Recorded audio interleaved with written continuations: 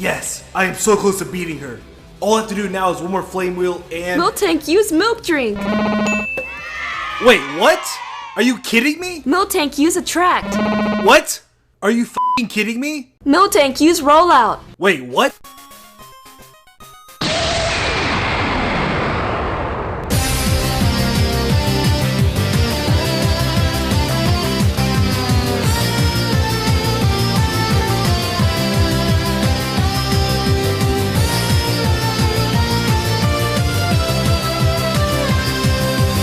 What is going on, guys? This is Dobbs here, bringing you another Pokemon video.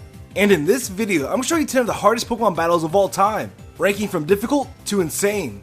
And you're probably thinking before watching this video, Cynthia has to be in the top 3, it's quite obvious. Well, I'm going to go ahead and say that she's in the bottom 3, and is not even in the same ballpark as the top. And just a little disclaimer, this is my opinion, because I do know everyone experiences these battles differently. And also, I'm including all types of battles, and you'll find out what I mean by that later. So without further ado, let's get started. For number 10, I chose Whitney from Pokemon Gold, Silver, and Crystal. Now what makes Whitney so dang powerful is of course her Miltank. This is a Pokemon that has nearly 3 100 base stats, and in this early of the game, you were lucky to have one high stat of 80. And not only that, Miltank was a normal type, which has only one weakness, fighting. I mean, you could use your Rock Smash, but that did virtually nothing. So generally you have to use your highest level Pokemon, which was of course your starter. But guess what? Your starter had an 87.5% chance of being a male. So Attract was a very big problem, because Miltank was always a female. But Attract wasn't even the start of it. Miltank had Stomp, Rollout, Milk Drink, and even Super Potions, which was a very trolly set for a very powerful Pokemon. So since it's practically impossible to one-shot her, or hit her to 50% for that matter, she pretty much will troll you to death. High stats, great recovery, and even little weaknesses. All makes Whitney worthy for number 10 on this list. But that's not even close to what number 1 is. Not by a long shot. For number 9, I chose Cynthia. Cynthia is arguably one of the toughest Pokemon trainers to battle in a Pokemon game, and there's a good reason for that. At the time, she had the highest level Pokemon ever seen, and not to mention her Pokemon had insane move pools. Not only that, her Pokemon had very few weaknesses, Spiritomb having virtually 0, and Garchomp, her most powerful Pokemon, only having 2. Speaking of Garchomp, that Pokemon was a monster. Never have I ever been tested for my battling skills until I met that thing. Oh, and did I mention Garchomp had max IVs? And on top of that, a Citrus Berry? So even if he got that Garchomp down to low health, it will eat his berry and then retaliate with a Giga Impact. It was a force not to be reckoned with. And for those reasons, I chose Cynthia for number 9. For number 8, I chose the second battle with May in Pokemon Emerald. Just hear me out. According to Worcester, who is a very well-known Pokemon speedrunner, says that this battle is the hardest battle a Pokemon speedrunner will ever face. And here's why. To get a solid time, everything in this battle basically has to go perfectly. Your starter, which is a Marsh Stomp, has to be level 18, leaving it weak to May's Grovyle. The speedrunner then has to set up multiple X speeds and X attacks, and the only opportunity you have to do this is when you're facing Wingull. But it doesn't stop there. Wingull has 2 devastating moves, Confusion and Growl. Confusion gives you the possibility of a miss, which usually ends in a loss. Growl, on the other hand, ensures that you don't live through Grovyle's attacks, and therefore another loss. It might sound ridiculous, but this is the hardest Pokemon battle a speedrunner will ever face, and that's why it's number 8 on my list. For number 7, I chose Brock for Pokemon Yellow. Now back in the day when there was no internet, Brock was a nasty gym leader to face. I know that you can't catch a Nidoran and evolve it for Double Kick, but you have to remember, this was the very first generation, so knowing what moves Pokemon could learn wasn't a common thing. So facing Brock with a Pikachu and maybe a Caterpie that you caught along the way was very difficult. So knowing all of this, Brock's Onix was a fully evolved Pokemon, and not only that, Onix had one of the most broken moves in the game, Bind. Bind will restrict you from attacking for 2 to 5 turns, which in itself was very frustrating. You would literally need to set up with Tail Whip in order to beat Brock's Onix with Quick Attack, while giving your Pikachu a ton of potions. I personally remember it being so bad that I had to level up my Pikachu in the wild until I was able to beat Brock, and that took hours. So for those reasons, I chose Brock for number 7.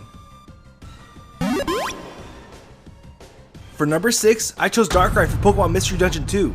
Now if you ever played any of the Pokemon Mystery Dungeon games, you know this battle was a pain. Getting to Darkrai was probably the toughest part to it. The dungeon you had to climb through had 30 floors, and not only that, the dungeon inhabited fire and ground type Pokemon, so you were vulnerable to long range attacks like Earthquake and Flamethrower. After finally reaching Darkrai, you then have to defeat him, which was very difficult. You have to understand, you were fighting with first evolution Pokemon against a freaking legendary, so this battle is unfair from the start. Usually in this battle, you would find yourself killing all the enemies except for Darkrai, and at that point, you were usually out of moves. But if somehow you did have PP left, you usually missed because Darkrai would always spam his double team, which was very frustrating. The only way it seemed to kill Darkrai was to spam your seeds and hope for the best. And if you lost, well, you have to restart from the very beginning of the dungeon. It was a nightmare. And for that reason, I chose Darkrai for number 6. For number 5, I chose Battle Tower Annabelle from the Gold Symbol Challenge in Pokemon Emerald. Now this is probably the most time consuming / difficult battle to even get to. In order to face Annabelle for the Gold Symbol Challenge, you have to defeat 69 trainers consecutively without losing. Keep in mind that these battles gradually get tougher the higher you go. Once you finally get to Annabelle, she holds very powerful Pokemon, 2 legendaries which are Raikou and Latios, and a Snorlax that knows Curse. Now first of all, Snorlax knowing Curse was a huge problem, and if you don't know what Curse does, for non-Ghost type Pokemon, the Pokemon speed stat will drop by 1 stage, while its attack and defense rise by 1 stage. So basically you had to deal with 2 legendary Pokemon and a Snorlax on steroids, which became a big problem. Not to mention if you lose, you'll have to start from the very beginning and defeat 69 trainers consecutively in order to get a rematch, which wasn't the best feeling. And so for those reasons, I chose Annabelle for number 5. For number 4, I chose Mewtwo for Pokemon Puzzle League. Now I know this isn't your generic Pokemon battle, but since it is 2 Pokemon battling each other, I couldn't resist putting it on this list, because this battle definitely deserves a spot. Now what makes Mewtwo so powerful is his speed and aggressiveness. If Mewtwo has the opportunity to wipe the board clean with combos, he will do it.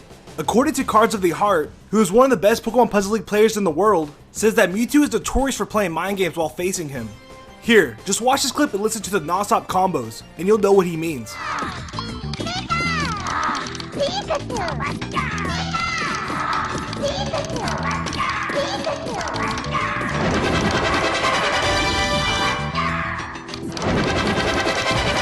Crazy, right? Imagine yourself trying to focus on making combos while hearing all of that. It can really give you anxiety.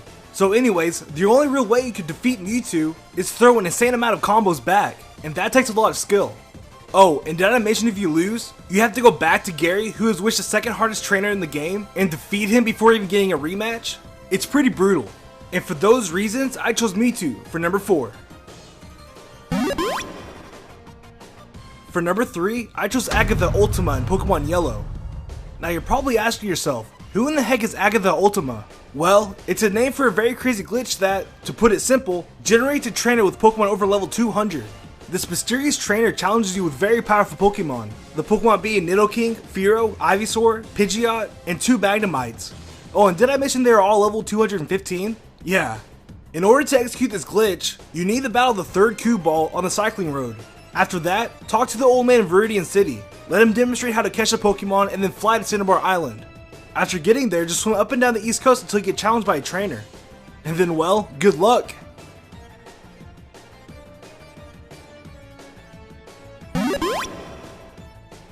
For number 2, I chose Challenge Mode Alessa in Pokemon Black and White 2. Now what makes Alessa a very challenging opponent is because of her Emolga and Volt Switch. Now in Challenge Mode, Alessa's Emolga not only knows Volt Switch, but knows Aerial Ace as well. So right off the bat, you're already in a disadvantage, because just those 2 moves can counter all 3 starter Pokemon, and it doesn't help that her Pokemon all have 30 IVs. But that's not even the beginning.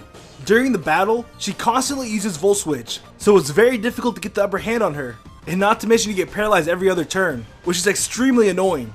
But for the fact that this battle is so challenging very early in the game, and requires very unique strategies, I chose Challenge Mode Alessa for number 2 on this list. And for number 1, the most difficult battle in Pokemon history is Fisher.